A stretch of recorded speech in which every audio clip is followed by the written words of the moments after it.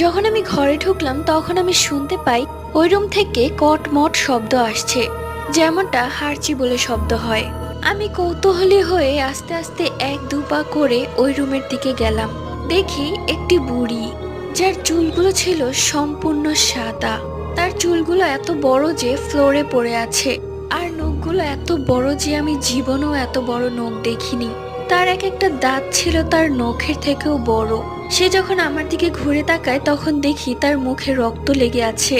যখন তার হাতের দিকে চোখ যায় তখন দেখি তার হাতে যে বাচ্চাটি, সে বাচ্চাটি আর কারো নয়, আমার।